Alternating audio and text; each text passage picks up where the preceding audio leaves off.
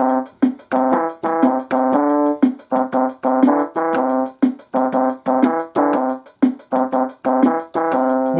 back to another episode of the Heavy Metal News Experience, where we have a good time and we talk about the news and the other stuff. You love it, you tune in, you watch it, you love it, you even donate to a poor man or a rich man. All part of the exception. But we're here and we're losing and we're let's jive. Let's jive. Let's jive. Shit. Let's jive. Let's jive. That reminds me a little bit of that, God, what were they called? Great band, 1979, something. Death from Above, 1979. They got a song called Modern Man. And that was my problem, is I started to just think about that so much that I was like, this is going really good. It just fell to shit. Sometimes you have to let your intuition and your heart just let it go and spit it out, right? And as soon as the brain got involved and started going, oh, that's something, it was over. I thought that was going to be a really good one. The man of the hour is up first. We're not going to spend too much time on him, but guys, welcome back to episode 198 of Jive Talkin with Shane Diablo. I'm your best friend in the world. You look into my eyes. I can't look into yours, but you look into my eyes, you see my love, yes? I'm just shaking a little bit. Why? I haven't eaten yet today. And I just got off the treadmill. I'm working on my fascia.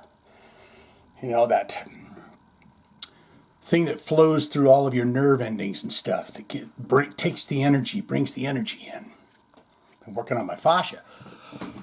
And my heart and lungs because I've got no more nicotine in there. How you doing? I hope all is well in your wonderful worlds. I'm going to close my eyes for a brief second. I'm just going to say, give them everything they want.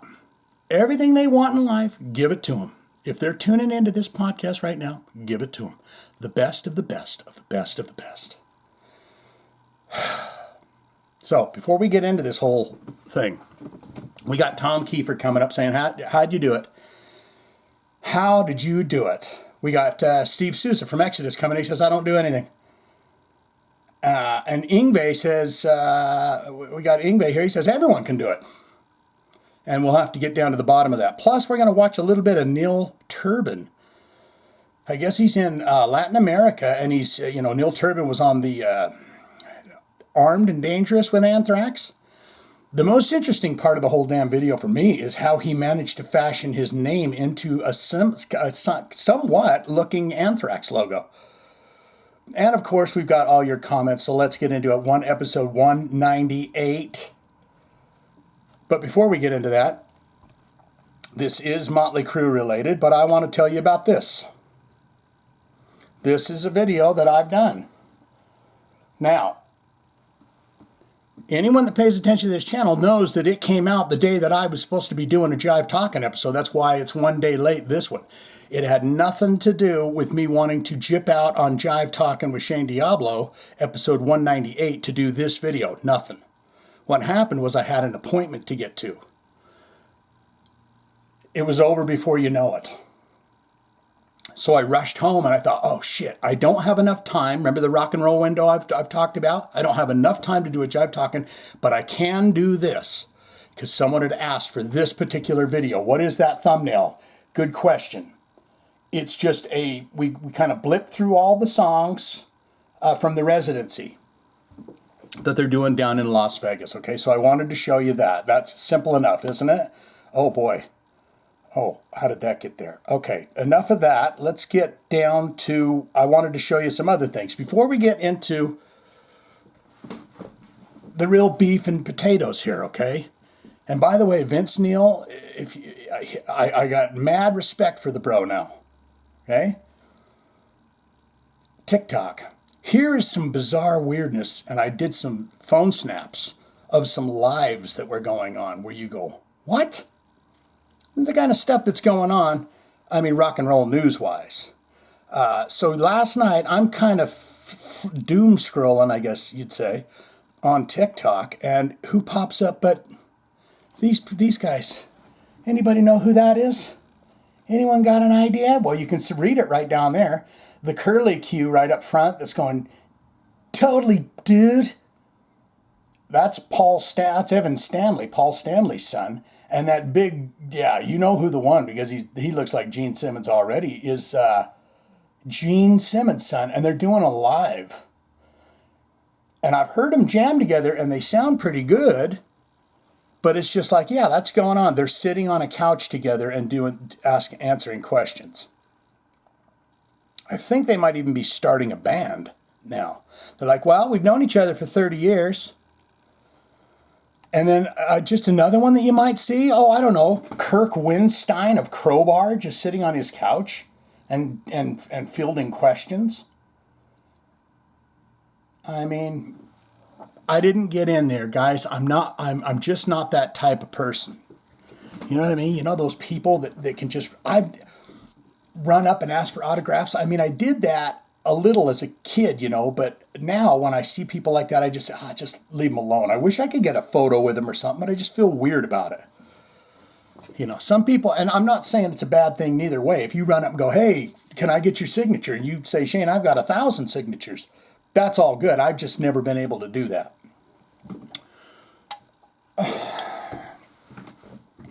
We're going to get this son of a bitch rolling. This will not be any kind of a Razzie at all. All right?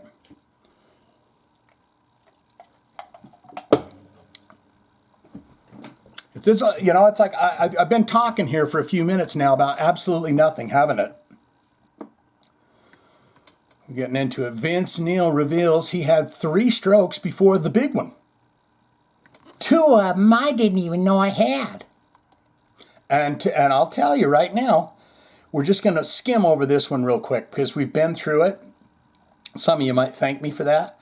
But I'll tell you what, when I did that video, which I showed you that thumbnail for, I was pretty, well, I'll just leave it up to you to decide. But we clicked through some songs on there, and during an appearance on today, Wednesday, September 24th episode of Sirius XM Show, yay! Trunk Nation with Eddie Junk in the trunk. Motley Crue frontman Vince Neil discusses his recent revelations that he had suffered a stroke last December. A couple of months after the health scare, the band announced that its residency, which that's that thumbnail I showed you, at Sin City's Dolby Live at Park MGM, and you'll be happy to know that I show you the exact directions on how to get to the live at Park MGM. In that video, it's all there for you. Originally set to return March 28th through April 19th, had been delayed until September. At the time, Motley Crue's statement said only that the singer required medical procedure. The crew also canceled May's plans for a performance at Maryland's Boardwalk Rock Festival. Boardwalkin' and Rockin'. Maryland's Boardwalkin' and Rockin' Festival. Just rebrand it. It's free. You can take it now. Regarding how he found out, hey, he had a stroke, Vince told Trunk Nation. I said, how did you know? It was Christmas night, and I went to sleep. I woke up, and I couldn't get out of bed. I'm like, what's going on? And my left leg wouldn't work, and my left arm wouldn't work. So I had to get help out of bed. I couldn't push myself up to get myself comfortable in bed. Oh gosh. Can we skip this part? I went from a wheelchair to walker. We know that, wheelchair to walker, to now he can walk, and now he doesn't even need a cane, and he's almost sprinting on stage now. And he was piping off some notes, a few there that I was quite pleasantly surprised by. And he can walk now, but 5 months, it was just off and on, not knowing what's going to happen. The doctor said I probably wouldn't take the stage again. They always do. What'd you tell him, Vince? What'd you fucking say? What did you say to the naysayer, Vince? What did you say? He said, "No, man, I can't do that. So I just tried. I worked my butt off to get back in shape." He's working with a football coach. "And I was really sad to have to cancel those shows, but I just..." And he probably was really sad about canceling them damn shows, because when Motley Crue isn't playing, he's out there all over the damn place. He'll play every festival and carnival and state fair that he can get to. So when Vince Neil tells you that he was sorry that he had to miss those shows, he is not lying to you. I mean, it's sad I had to cancel those shows, but I just wasn't ready yet. I wasn't ready to be back on stage yet. You are now, Vince. It was really sad, but it's really worth it now, because I can get on stage and sing and all that good stuff. Asked by Eddie the Head Man, he says, if you knew right away that you had suffered a stroke, did you know right away? Did you know right away that you had suffered? Well, Rain, Vince's then girlfriend, has an aunt who's a nurse, and she called her aunt. And this is what was going on with Vince, and her aunt goes, he's had a, I don't like to say the words no more. Vince, I wish you no shade, no, I want all them veins cleaned out. I want anything and everything that clogs and quails inside of you to, you know? I like those words, clogging up.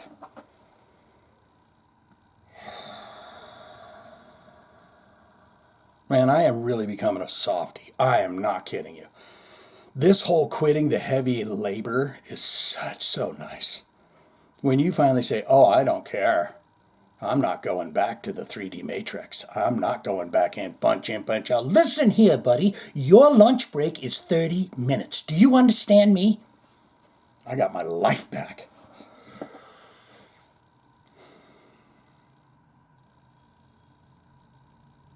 Now, if YouTube would just pull their heads out of their ass, start firing this shit off at where it needs to go. In like 12 hours or something. Oh, he said 12 hours. I thought, oh, well, it come back in a little bit, but it didn't. That was the hard part. Then I went to the hospital and they said I had a stroke. We can't do anything for you now because you've already had it. We've gone past the time where they give you this drug. It makes so you're not numb on the side. Guys, my back is just... We're getting out of there, guys. Why was that down like that? I don't like that. I'm very professional with this thing, and I don't like that was down like that. How you guys doing? Are you doing all right? Crazy ass shit going on in the world right now, right? But if you're in your own thing and you're doing everything that you love, you should be right on track. You're doing fine. There's nothing for you to see out there on the billboards and the celebrity news, the evening news, the 24-hour cycle news. There's nothing for you to see there. It's all, oh, hey, everybody, look over here. Look at Tom Keifer right there. He's saying, what's Shane? He said, what's Shane? Give me more of that. Tell the people what's happening there, Shane. He loves it. He understands that we're all in a game here, and it's slowly falling apart, and people are waking up. And they're realizing, they're like, oh, I'm seeing through the cracks. This is a soap opera to keep us working and struggling and striving for the big machine. And as soon as you let go of it, you realize how much power you do have.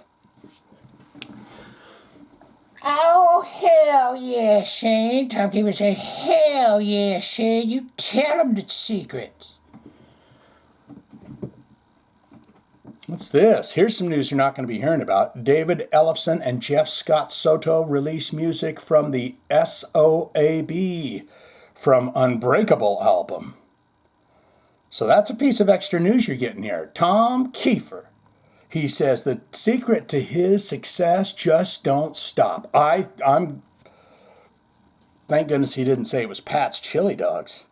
The secret to my success was Pat's Dogs, Pat's Chili Dogs, Pat's Dog. I just love to do that. Can you do that with me? Would you take a moment here right now? Could you do that in front of anyone that's sitting around you and free yourself to just do that with me for a minute? Could you be yourself? Possibly in front of other folks. Even if you're sitting in a gymnasium somewhere, but you're watching me right now and you're going, this is the weirdest podcast I've ever watched. But could you do that with me? Because it is so fun to go, Pat's Dogs, Pat's Chili Dogs. You got to get the most hot dogs. It's got to come in together. Pat's Chili Dogs, Pat's Dogs. Did you do it? It's just fun. You let go. You say, fuck it. These people over here think I'm the toughest guy in town. These guys over here think I'm this. These guys over here think I'm this. Who are you? Which one of those are you? Can't be them all. You can't be them all. Who are you? Huh? Pardon me. Would you like another piece of news we won't be talking about? Soulfly, they share a brand spanking new music video for Nihilist, the single from the upcoming Chama album. And I'm sure we'll be doing that on the reaction side. You know, I love to do the reactions, even though nobody watches them. Even though, not nobody, you guys do. But, I like to believe that there's more than 200 Soulfly fans that would like a video that I've done about Soulfly. I'd like to think that. But it's not getting over there to the places where the Soulfly people would be at. Do you understand what I'm saying? Now, some people have an open freeway to get their videos over there, but the smaller creators, they have a real hard time trying to get their stuff seen because, the big ones, they get to have it. They get to have everything. Not for very long. In a new interview with Deanna Coffin. I'll bet you she's a gothic beauty. I guarantee it, a vampira gothic beauty. Cinderella frontman Tom Keifer, who has transitioned his talents over the past decade to a solo career, recording and touring with #Keifer Band, and we've done them on the channel, Reaction, was asked to name the secret to his success. He responded as transcribed by the fine and beautiful, wonderful blabbermouth.net. Just don't stop. Ha ha ha. You just keep going. I love playing music. I always have. I love you, Kate. I think every artist has their story of ups and downs in the music business and all. There's no secret. The bands who were big in the 80s took quite a dive in the 90s. And on top of it, I was told I would never sing again. Yes, he had that. After a severe bout of vocal paralysis. He is one of them voices that I always thought, is he doing that right? It sounded lovely. Don't get me wrong. Do not, Tom.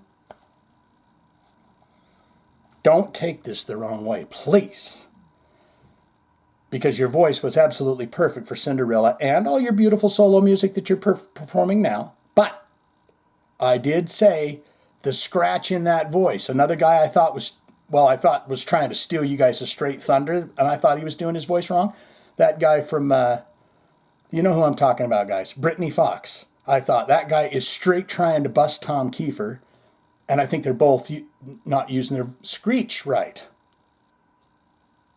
Maybe Lorna Shore's singer and that charismatic vocalist can do a video about that and use this clip of me talking about them doing that clip. And then people say, who is that wonderful guy I mean, did you see that video with Lorna Shore and the charismatic vocalist? And this guy popped on, and he was a pure delight. Who was he? Something to think about. Back to this story. I think every artist has their ups and downs, 80s, yes. I took the last trade out of my heart.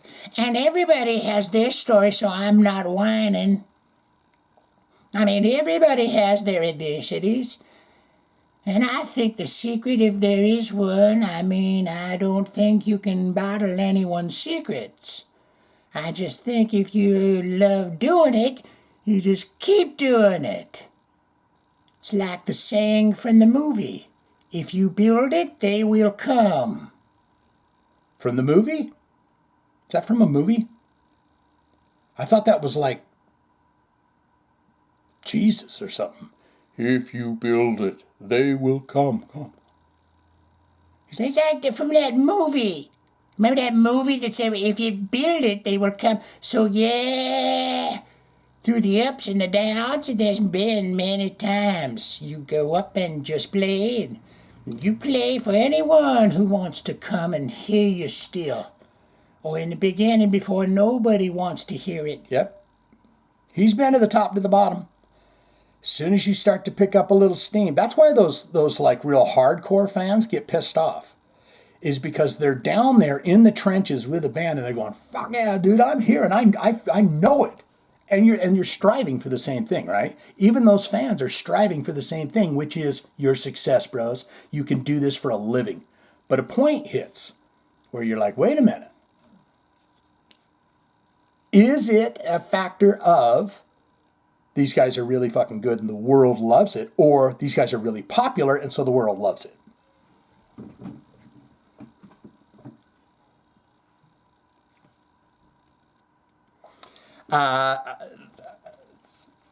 And not to mention a Pat's Chili Dogs here. It's just great. So yeah, the ups and the downs. Oh, in the beginning, before they've never wanted to hear it.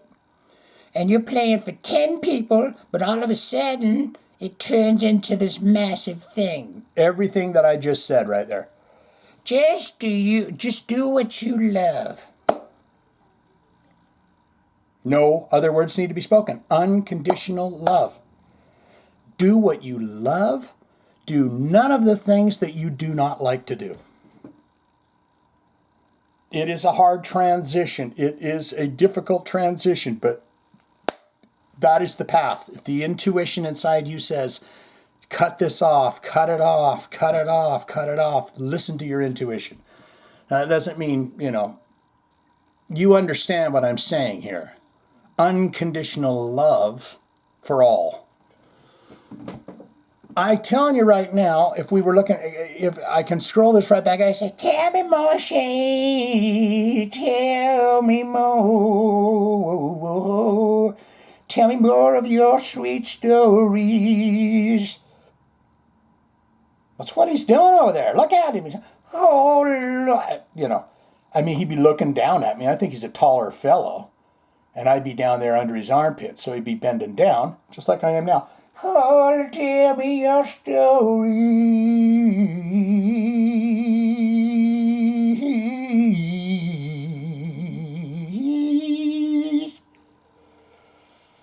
Just don't stop. Don't stop till you get enough. Tom Keifer, ladies and gentlemen. My God.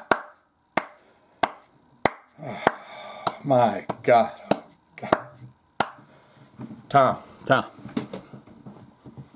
You will always be a blessing. And another thing that we can say right now, and maybe we should say it quietly.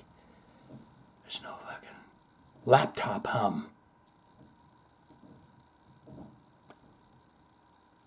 Guys, I dream of the day when I have like legit equipment. That will be cool. But we can't do nothing until YouTube starts to figure some shit out over there, all right?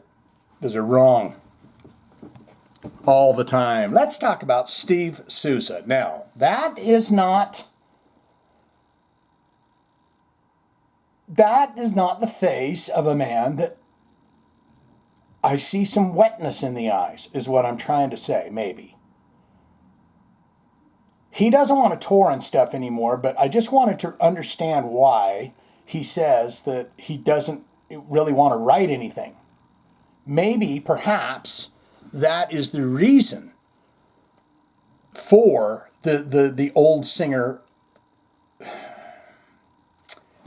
I can't remember his name, guys, but the fellow, the chap, the fine fellow that is now in Exodus, and they were so stoked to get him back, and they're going out to do the Paul Bailoff 50th anniversary world tour, or whatever the hell, and Steve Souza's out the door, right? That's what I'm trying to get at. Perhaps this is part of that, is he's like, I'm not really into writing. And maybe Gary is totally horny for writing. And so when he called up the old guy, Rob Dukes. Isn't that him? That's his name? Fucking Rob Dukes. How you fucking doing, buddy? That's Rob Dukes hit you like that. How the fuck you doing, buddy? Rob fucking Dukes. You know, swinging out. You know those guys that used to... You know those guys when they'd hold their arm clear out, they'd walking clear down the goddamn road. You know what I mean? If you're walking one way and another guy goes,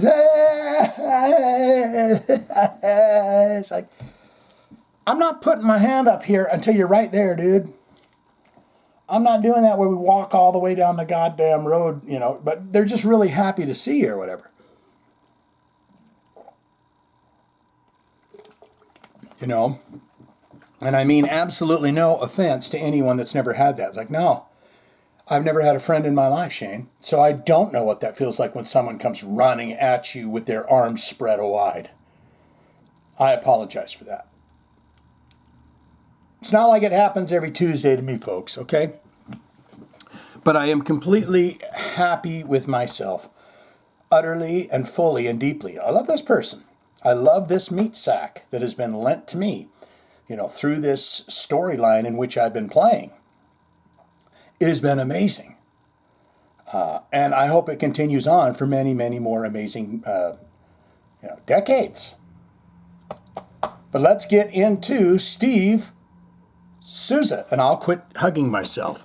Former Exodus singer Steve Zetro Souza, who has a podcast, indeed, they might mention. He says, I'm not really into writing new songs with his solo project. I'm not really into it. Former Exodus singer Steve Zetro Souza, in relation to that baseball player. Who was he? Something Souza.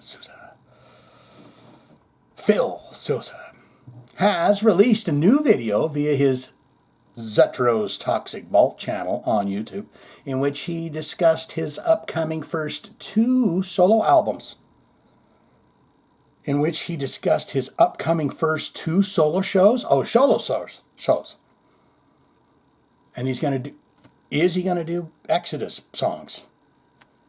Which will take place in Florida this weekend at Piper's. In Fort Lauderdale on September 27th, and at the Brass Mug in Tampa on September 28th. Zetro will also embark on a 3-date world tour of Australia in early February 2026. I thought he didn't want to he didn't want to go nowhere no more. Now he wants to go somewhere in February? It's fucking Australia though, mate. He says, how do I go down there and hang out? I'll tell you how I do it, and I pay for the whole damn trip. Round trip tickets. Want to know how I do it? I play a couple shows down there. Isn't that... I mean, man, if you can get there, God love you. If you can get there where you got enough in the pipe, especially if you could do it solo. You just take your axe. Oh, I'd like to go to Australia for 6 days, 7 nights. Your wife says, really? Well, I'll just pack up the old guitar, play 3-4 shows down there. And where do you want to go? Guadalajara? Let's go. is just great. It's just great. Regarding the set list of his solo concerts, thank you.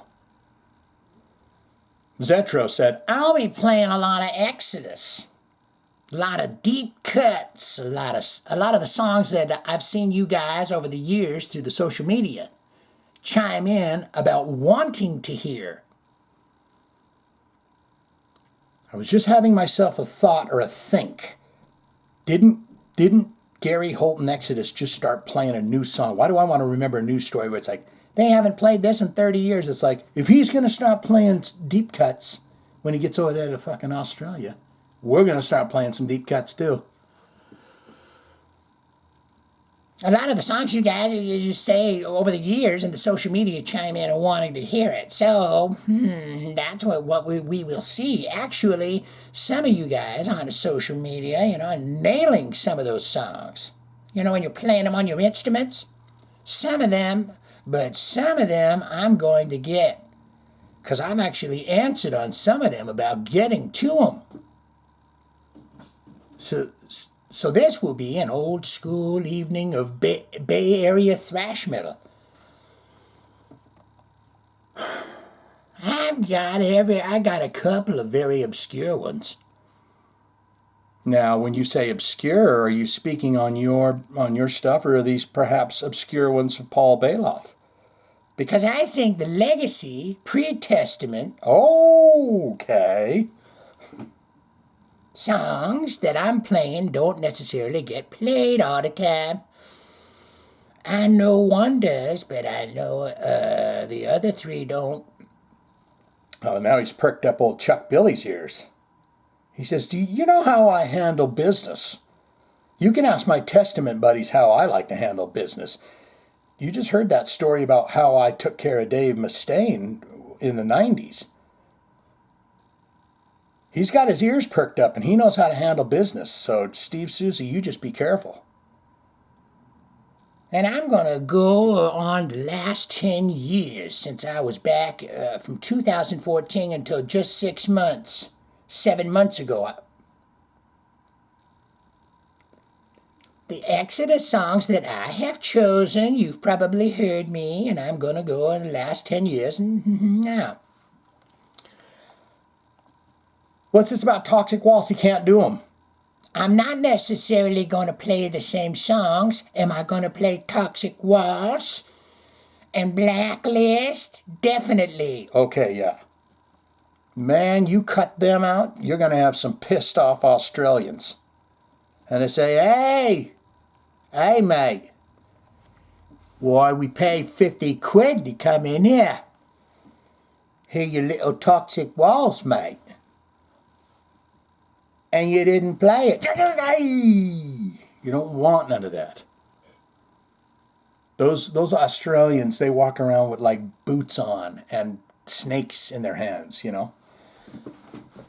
Play the hits. I'll say that to anyone that's heading out on the rock and roll streets at any time, right? Play the damn hits. Don't play the deep cuts that everyone says, yeah, I don't know that. It's deep. It was too deep for me, right? So what have we done here? Remember I told you it was one says this. I can't remember go back, rewind that. But I said Tom Keifer's going to speak of this. Steve Souza is going to sing about I He Don't. And now Yngwie, Mr. Yngwie Malmsteen, let's give this guy a goodbye. Get out of here, you little Twinkie head. Get out of here.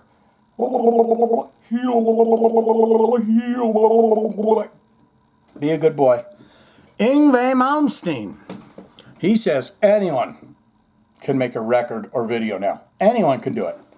So it's like anyone can do it. And then Steve Souza says, I ain't going to do it. And Tom Keifer says, here's the secret of how I did it. Beautiful. And then we're going to watch Neil Turbin and get into your comments. Simple. Wonderful. I mean, there he is. Cue the smoke pots. There he is in all his wonder and splendor. I saw the Nick Beto interview with Yngwie. I mean, just a treat. Just a treat. He's got his banana yellow on, blouse unbuttoned, many jingle jangles. They call him Mr. Guitar Jangles. Whoa, ooh, ooh, ooh. Mr. Guitar Jangles. And he says, anyone can do it. Anyone can make a record or video now. Anyone can do it. It's diluted everything. Because everyone can do it. It's not as good if everyone can do it. Only some people should be able to do it. But no, everyone can do it. In a new interview with Jordy Pignol, legendary Swedish guitar Yngwie spoke about the music industry has changed in the 4 decades since he launched his career as a professional musician. And he said, it's transcribed, the industry itself is not a pretty thing. But see, my problem is I don't know how he speaks now because I want to go, but now I've seen him on Nick Rick Beto. But I go, the industry itself is not the pretty thing. But the truth of the matter is the recording industry was existing on one premises in the 70s and the 80s, whatever. For the longest time, until today, it was the record labels wanted to make money. It's like any company. They make products and they want to sell it. So therefore, yeah, like your vitamins. It's a good company. I got vitamins for sale. Remember we did the news story on that, his vitamins. So therefore, if there was a certain band or certain trend that came up, they would go, oh, let's find the next one. Let's find the next one. Let's find the next one. They did that in L.A., remember? The big boom. They called it the big boom of 82, big boom. Until today, and it was the record labels wanted to make money. They love to. It's greedy bastards. They love it. They take more of the money than everyone else, than the actual music, the audiophile waves. The audiophile waves in which you create. Now, he's not saying any of this. I'm saying any of this. But the audiophiles in which you create, then they get to own for 30 years and make all the money from. How is that? Could be. Okay, now this is Yngwie back talking about it. Let's find the next one. Let's find the next one. Let's find the next one. They would sign bands and acts every week. It became like a puppy mill of this, where the quality was maybe not as great. Now, I agree with him on all this. I thought he was talking about just how there would be an originator, and then there'd be a lot of copies. Yeah. And then there'd be an originator, and I'm not talking about me or guitar for the first time in my life ever. I'm talking about styles. When the grunge movement came in, it was Nirvana who started it. Well, I mean, now, Yngwie, you may have some real grunge nuts that may have disagreement with that. They're the ones that blew up and broke, but, there was this ever booming scene kicking off around 1989 in Seattle. And, there's a lot of them bands that could be mentioned there, like Green River and who's that other one? Bucket Honeys. Bucket Honey. But Nirvana was the ones that kicked it to the moon. They got it. They had the beef. They had it and they had good music too, right? It was Nirvana who started, and then it was a million grunge bands that I don't even know the names of. Or the glam thing, for instance, Poison, or whatever. When that happened, they had 15 or 20 other bands on MTV every day. And that makes sure we're in every day. And that would sound like it look the same. And then it went out of style. It's the conscious shift away from and to things. It's the vibration. Things come back, things roll out. Things rise up. And the reason this was happening was because they knew that would sell. There was a format, everything was a format. You have a format on the radio, you have a format on MTV, you know. That's it. And then, if that changes, you change the acts that you sign in order to make money. Now, the rug was pulled out under this because the product doesn't exist. He might be talking some serious good stuff here. No, someone's going to say, yeah, Shane, if you just fucking pay attention to Yngwie Malmsteen and what he's got to say, you might learn something. I agree with you. There's no record stores. There's no records. It's not a product anymore. It's a streaming subscription that you can never make the kind of money that was made in the 80s. You could if everyone wasn't greedy bastard. Those streaming sites, and I use them too, my friends, you know I do, but I'm telling you right now, they could still make $1 trillion and give all the artists $1 trillion too. But it's about, my pie, your piece. And we're moving away from that. We're moving away from that, slowly but surely. And every miserable thing, every miserable person you could imagine will creep out. And you'll go, oh, they're terrible too. But we're washing it out. You know, it's like when you stick you've got a clogged,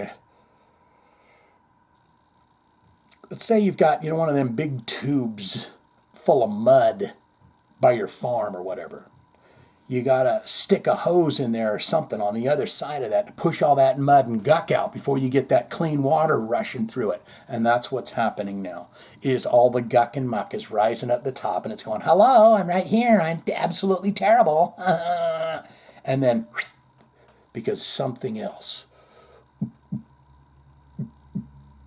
the collective consciousness is rising up.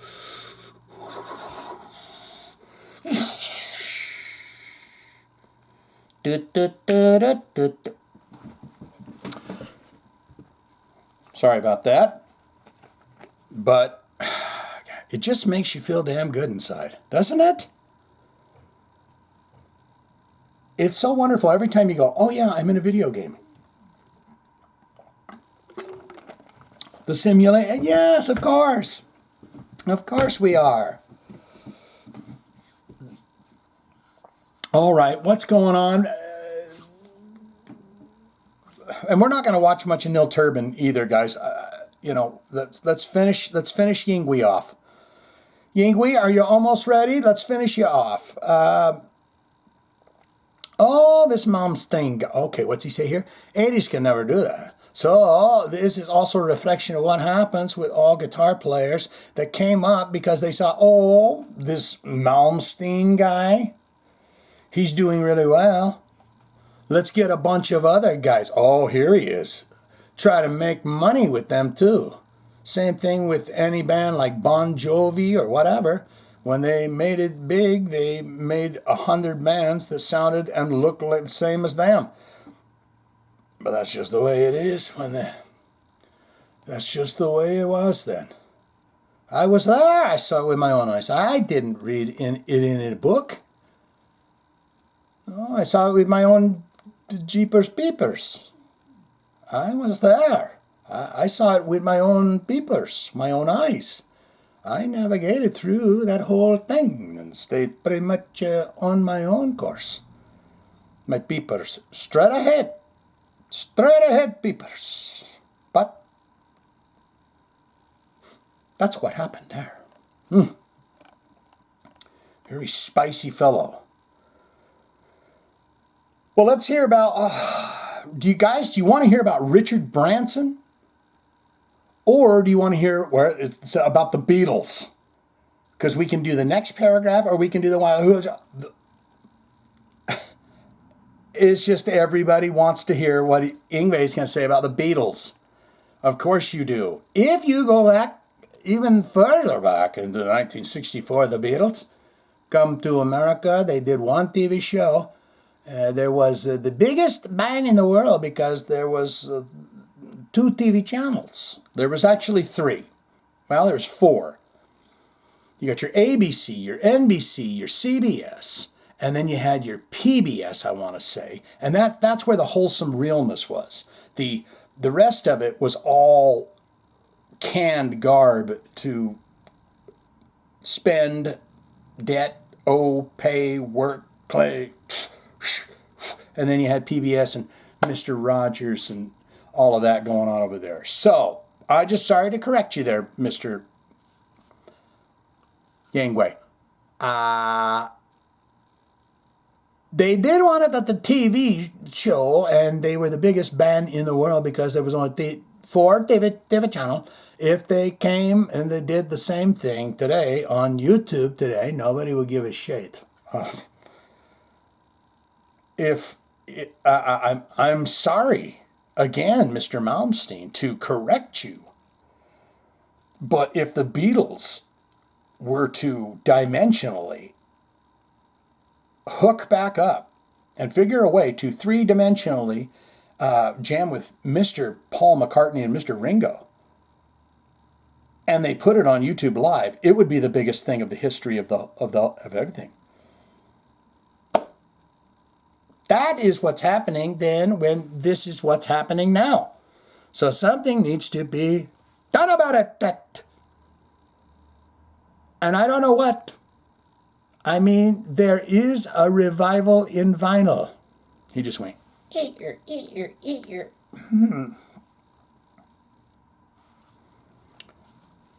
Get a hold of Metallica at their vinyl printing plant. ...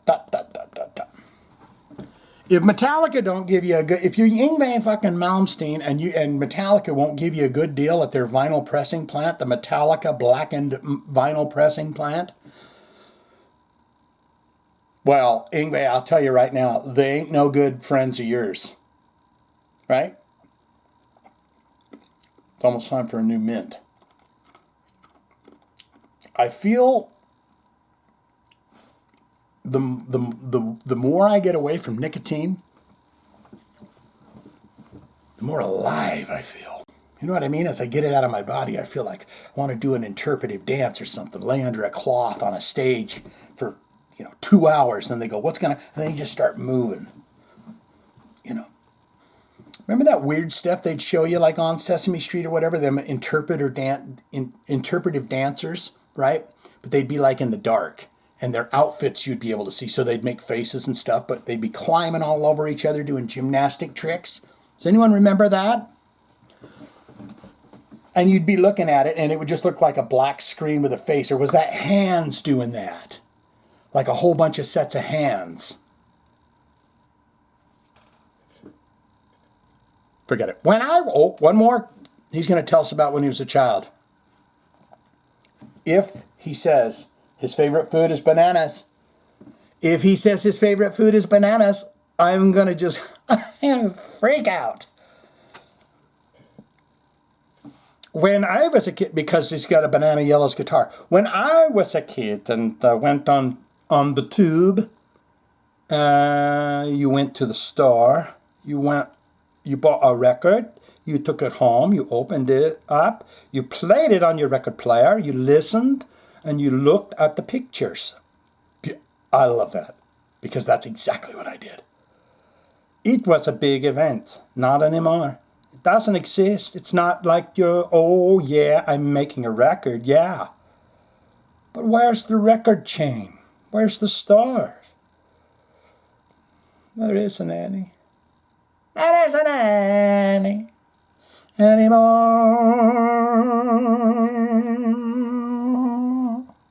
I'm making a record, yes, but where is the record chain? I'm making the record, but where is the record store? There isn't any more, that's what's happening. Oh. I love you, Yngwie. Bless you! Yngwie released a new live album, and indeed he has. Tokyo Live in April via Music Theories Recordings. My friends, my beloved sweets, the concert was recorded at the Zepp Diver City, Tokyo on May 11, 2024 of the 24 as part of Yngwie's 40th anniversary Whirlwind Tour. You know what I've been thinking about doing? And if I do this, well, I'm going to put it here. This is a great place to put it, by the way. Because if I do this, it's going to take a long time, guys. But I was thinking about how that Kiss Alive 2 record affected my life when I was 12 years old, right? So I thought, I wonder how it would work if I could find a concert, a Kiss concert like that. Maybe even Ken's. Maybe I don't even know yet, but maybe talk to them. I want to do a version of that, just like where I stop and start the whole concert. The catch, Patreon only. It would not be put up on here because I've wanted to sit down, watch that, stop it, start it, just like I can't help myself but do in my videos. The entire concert, because it was pivotal in my life. But I don't want to put it on YouTube. You know why? You get blocked. But I want to put it somewhere so if anyone cares, they would go watch it. And of course you guys would. It might turn out to be like 5 hours long. You know what I'm saying?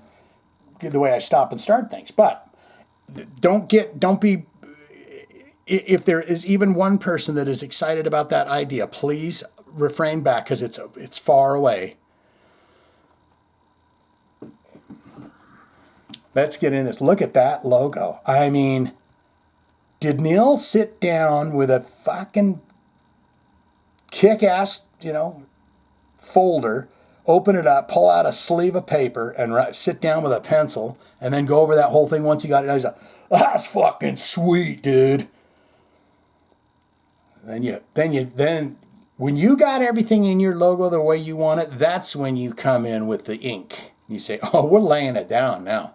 This is inked in blood. That's when you really say it, is when you just start. We use the blood to put in, like Slayer did. Yes, looks like the good logo for the rock and roll band Slayer. Everyone open your veins so we can stir it into the blood pot. What is it? The chalice. Dip a quail pen in. Make the Slayer logo. I love you, Neil. Congratulations. Beautiful hat you've got on. He rounded up some fellers, and let's do it. We're going to watch it. Watch Neil Turbin perform early Anthrax classics in Sao Paulo. How do you get to Sao Paulo? Honey, I'd like to go to Sao Paulo. Well, a good time when it's a little cheaper, hon, would be in September. But I want to go to Sao Paulo and be on the beach in July. When is their Independence Day in Sao Paulo, Brazil, dear? I'd like to be there for that. Well, honey, September's still a pretty good time of year. It's not quite as crowded.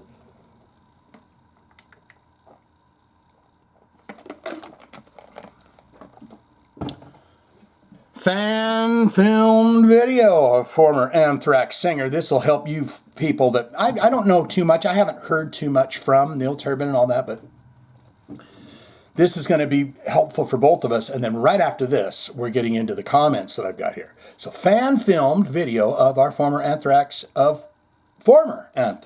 singer Neil Turbin, who sang on the band's debut album 1984's Fistful of Metal, performing with his solo group on September 21st at Manifesto Bar in Sao Paulo, Brazil, during his Armed and Dangerous 40th Latin America tour. Well, it can be seen below, and it shall be seen below, when Shane is prepared to do so. Turbin performed and recorded with Anthrax on the original demo recordings and Fistful of Metal.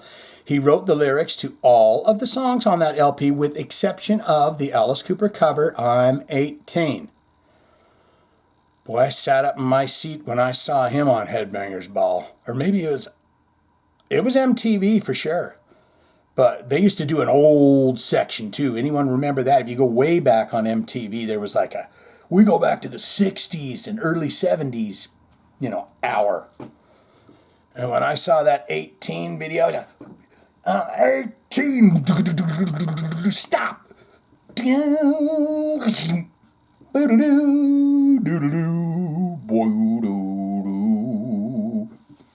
Go watch that and then you'll say, yep, Shane, you're right on the money. But man, oh man, I said, fucking Alice Cooper. And also writing credits on 5 of the 7 songs on the band's Armed and Dangerous EP, as well as 2 songs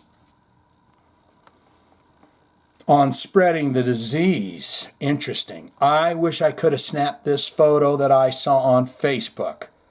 I go over to Facebook, guys. I go to the Shane Diablo page on Facebook every once in a while and try and beg and plead people to watch the podcast or watch a video or whatever.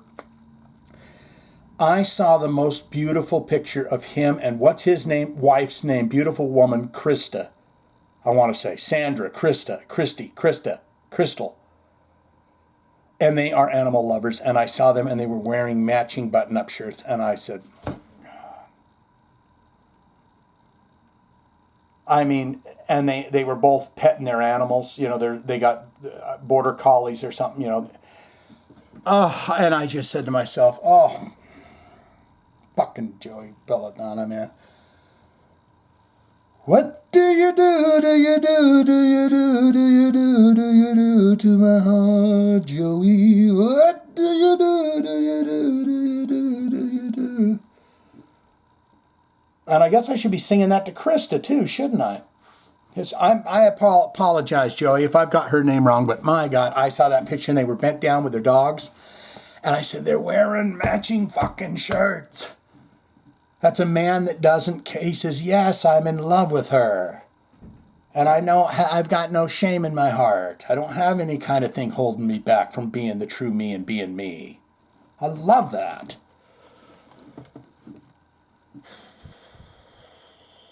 I think we're going to get down here now. I damn near, guys, I'll be telling you, I damn near, Metal Thrash and Mad, we got to do that one. I damn near was going to skip right off that, get to the comments. We got to watch this son of a bitch.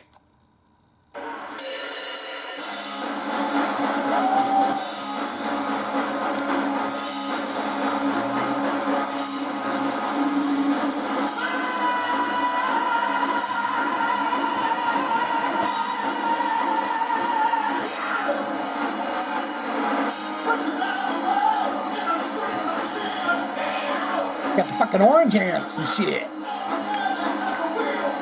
What's going on with fella over here? Okay, what's going on with fella boy over here?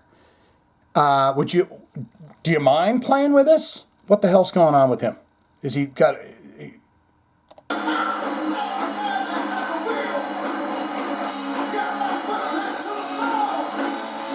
Does he know where the hell you're at, Paul? If he looks at that bass to see where he's at.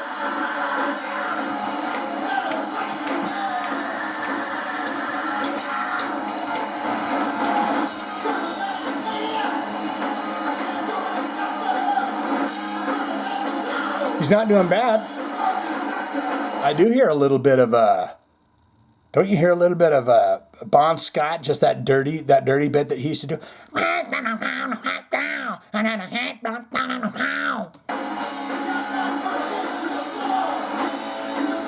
I mean, that logo gets you a 10 right there, right?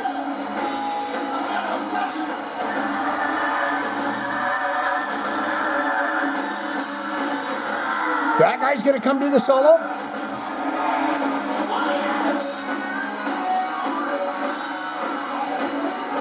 That guy, did he know where he was at a few minutes ago? You know what that guy would say to me right now? He'd say, Shane, sweet baby, I always know where I'm at when I hit the solo. When it's solo time, I find the line. That's what he might say.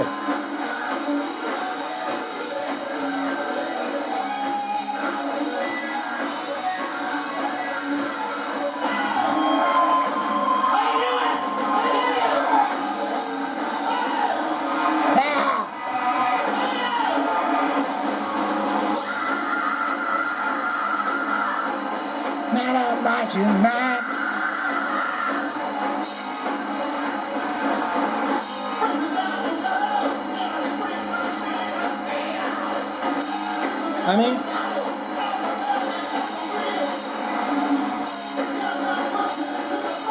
you know, he's got some fellas together. They're having a good time. It's splendid. It's going well. It seems like a nice big stage. He's got a great logo going on there. And indeed, Guy ripped out the metal, a version of the metal thrashing mat. So wonderful. Let's get into your comments. This is what it's all about, my folks, my friends. My favorite part of the podcast, as I always like to say, and this is where we get into your thoughts and opinions of my performance in the last episode. I'm gonna have a sip of this. Do I got my mints? Yes, they're right there. Baby, you metal thrashing mad. You know, another thing that I've noticed too, and maybe some of you will notice, is the bathroom breaks. I'm holding strong. You know, so it's good all the way around. You know, I'm just trying to do things, man. Just trying to get there. Slowly but surely, every single day. You know what? It's like age is irrelevant. Recalibrate, retune, refigure out, spiral up and do the things that you damn well know that you need to do to improve your life, and you damn well know them. But you say, but it's my comfort zone. I'm comfortable with these bad habits. That's the fight, pal. That's it. That's where it's at, because you go, boom, I don't need that. I don't need that. Why do I need that? And then every time you knock something off, you,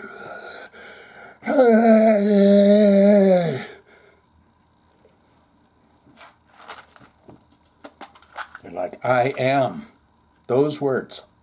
I am. That I am.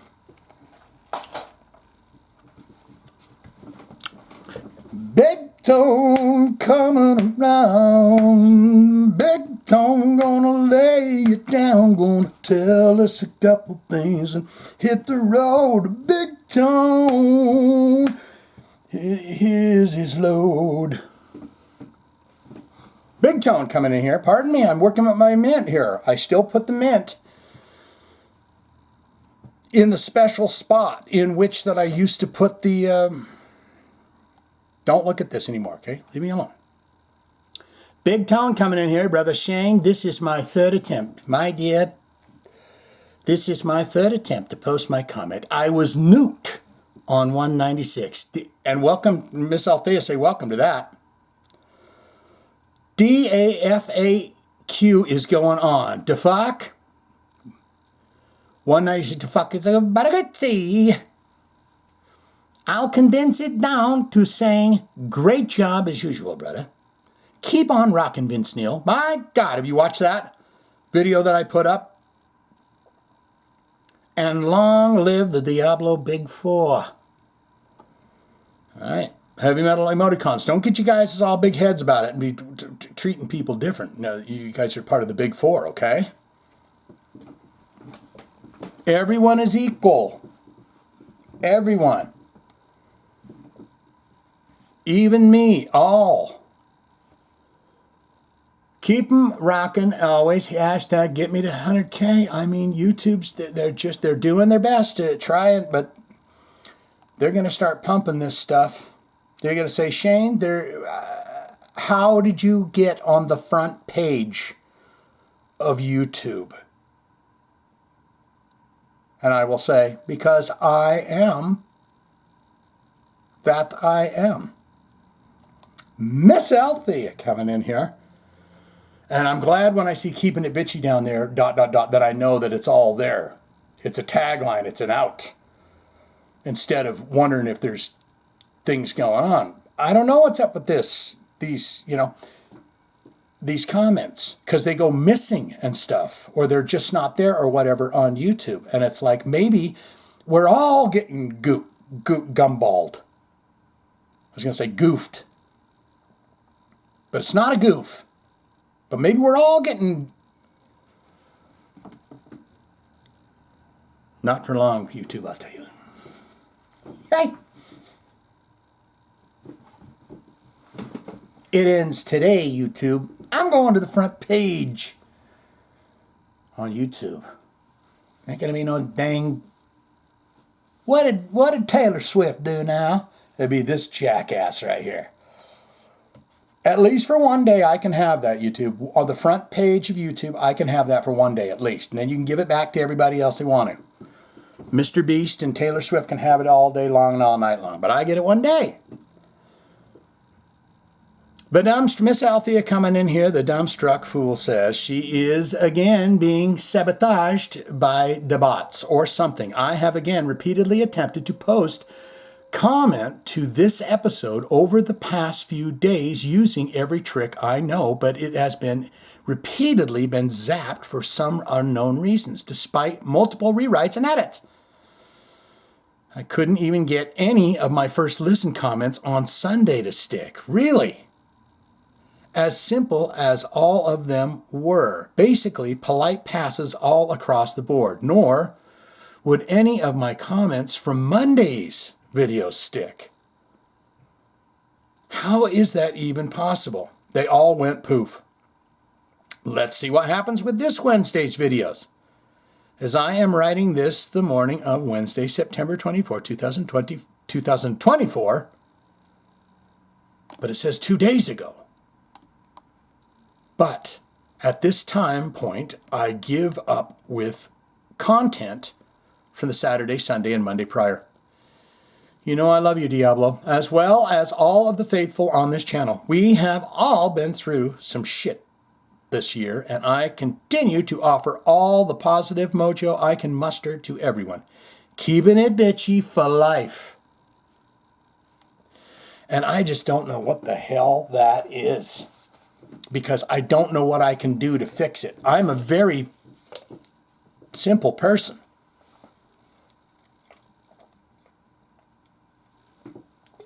And I hate to tell you, but they won't answer any of my phone calls over there at YouTube. When I call them and I sit for hours on end, they won't answer. They say, "Oh, who is it on the phone? Is it one of our big top burners?" I say, "No, it's that little turd who lives down on Drury Lane," right?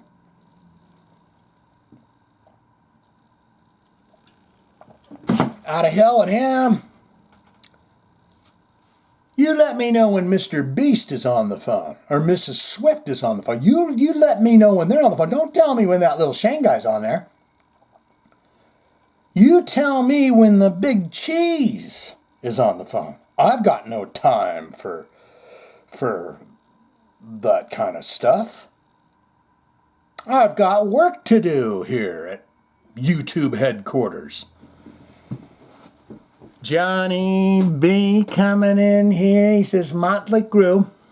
Eddie Trunk loves placing everything into camps. This is Johnny B, if I didn't say that. If you actually listen to him, and I admit that I don't a whole lot anymore, he's always talking about the camps that are in certain bands. So in Motley Crue, there is, pardon me, Johnny B, there is the band Camp, and then the Mick Mars Camp. So speaking in the Trunk terminology, I sit in the Mick Mars camp. I think it was terrible what they did to Mick, even though he wasn't in the best health. Well, we're learning a few things. So now Vince has had a stroke times 4 and has put on a metric ton of weight. So does that mean they're going to replace him too? No, can't do that. If they don't, then I think it's pretty clear that there were more reasons as to why they let Mick go. It's still bullshit, and I'll be camping out with Mick. You will? Where are you going? Yellowstone? I've seen you, Johnny. You could pick him up. You could pick up Mick and get him out of the truck. It's like, get over here, you little lug. Let's get you on your little camping seat by the fire. I'll get you a nice blanket. We'll cover you up. Little Mick sitting there going, yeah, let me get this chill off, and then I'll rock us. You get that fire going, and then fucking Mick Mars and Johnny B. Fucking, and Mick Mars is ripping a...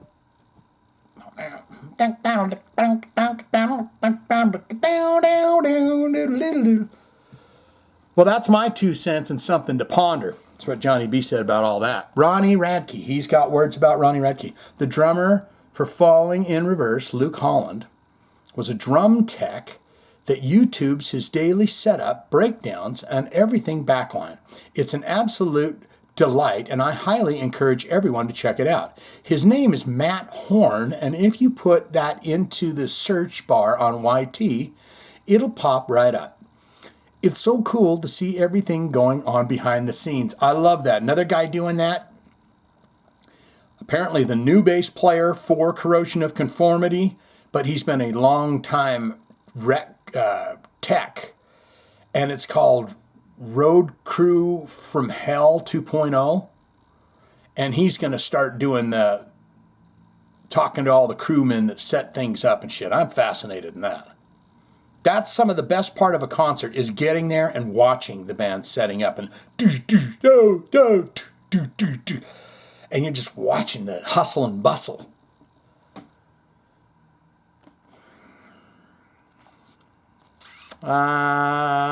It's so cool to see everything going on behind the scenes and like that and stuff. The last recommendation I made was Big Joe and Little Elliot, aka Ghost Theory, and you did. I've watched a ton of them. Those porky little buggers. They say, oh, Joe, you go ahead. You go upstairs first. Well, I don't want to.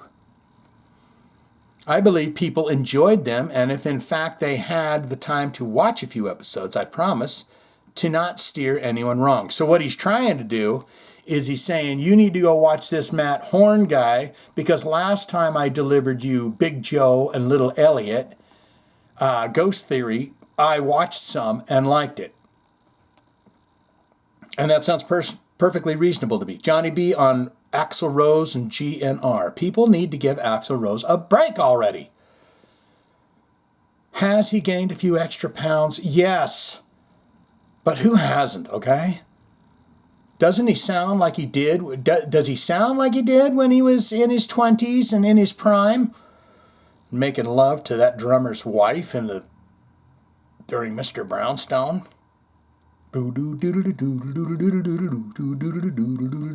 I heard that's a true story. Axl Rose was in there making love to that drummer's wife. I'd never listen to that song again. Would you ever listen to it again?